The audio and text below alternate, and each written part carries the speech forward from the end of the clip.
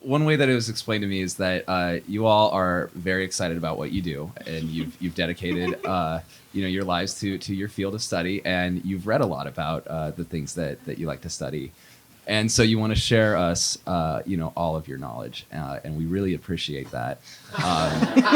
There's only so much we can cover in one semester. So I've had some classes where it's like I have the reading load and I'm like, okay, yeah, I'm gonna like skim everything and get by. So I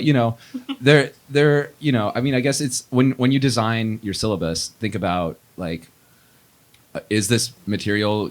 Do you expect your students to skim it? Do you expect them to take certain things and really deep read that, and then maybe take some additional materials and kind of supplement the deep reading with that.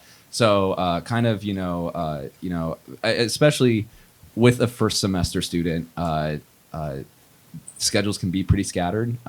With the fact that this is a liberal arts school, we study like a wide range of topics, and so our days get divided amongst a bunch of different topics, and our brains have to go a million different ways. So, that kind of was one thing.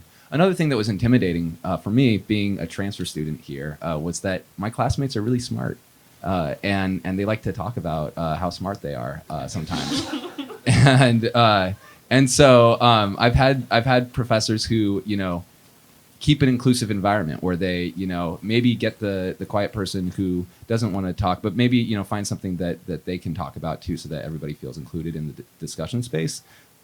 Because when you can get more people to engage on the material, I think that then you can have a much more productive discussion in the classroom. So.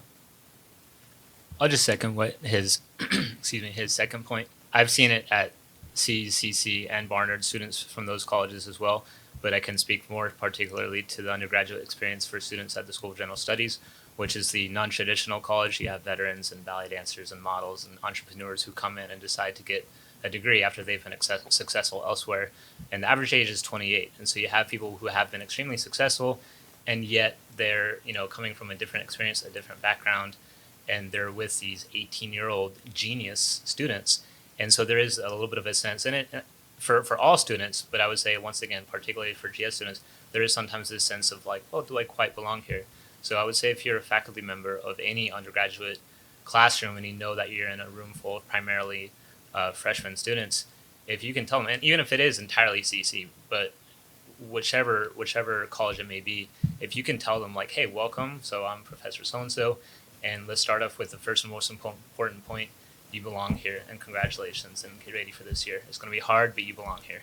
And put that message out there that whoever is sitting there belongs there. It's important to hear that and have it reiterated for a while. As a freshman in Columbia College, and we got the reading set, and we had all the books. And for me, the most intimidating thing was having to go buy those books. I didn't want to have to go to Book Culture and spend $100 on books that I most likely wasn't going to read. I did. I ended up reading and loved them all. But I think I wasn't that professor, I think specifically. But later on I had a lot of classes where we had textbooks. We had a lot of books that we had to get, and they actually provided online URLs on their syllabus towards free access. Or they gave PDFs. They said, oh, I have a lot of used copies at my place. I can give them to you. That just made it a lot more less intimidating. But definitely the price of books. So anything that you guys can do to, whether it be a free PDF. Sometimes I have professors who say you can't use a free PDF. You have to use the textbook, which for me made it a lot harder. So just giving those accessible resources.